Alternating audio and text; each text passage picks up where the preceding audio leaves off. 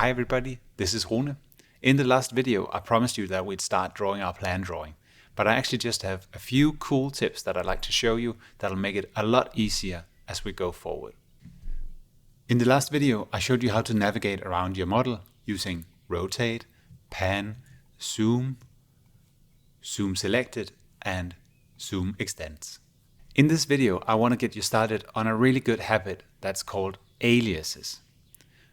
Instead of clicking up here to go zoom extends or zoom selected, we can also write in our command line zoom and then zoom extends. It doesn't do anything because we're not zoomed in. I'll try again. Zoom extends, zoom selected, and so on. But it takes a long time. So we want to be able to do it quickly. Instead of clicking these buttons over here, I can actually use shorthand codes called aliases in Rhino.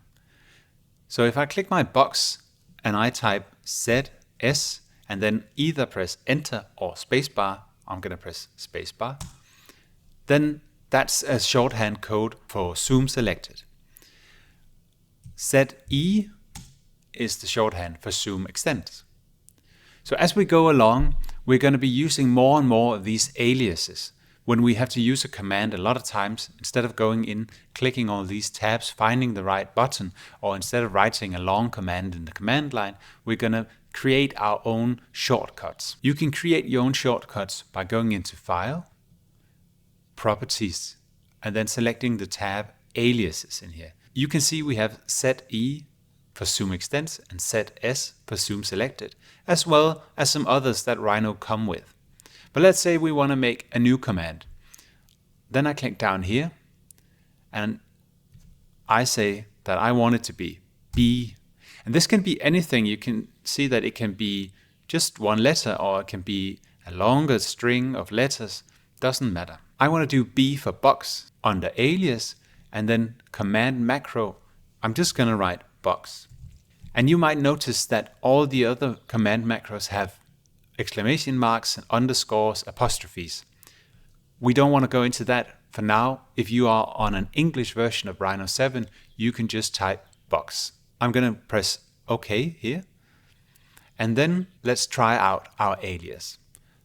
I'm just going to type B and enter. And you can see that that actually was a shortcut for the command box.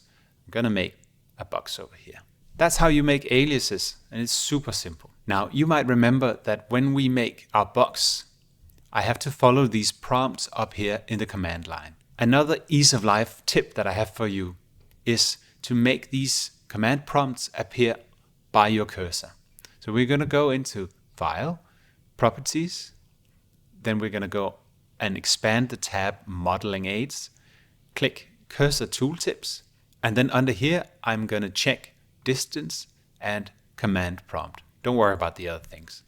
And then I'm going to press OK. Now if I'm going to use my alias B for box.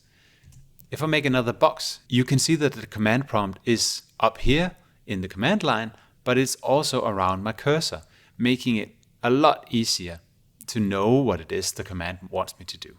One final tip before we move on. If you've toyed around with all your viewports and oops, you dragged that out and maybe you clicked something weird and you rotated the top view and it's all looking a mess and you don't know what to do, then remember the command for view.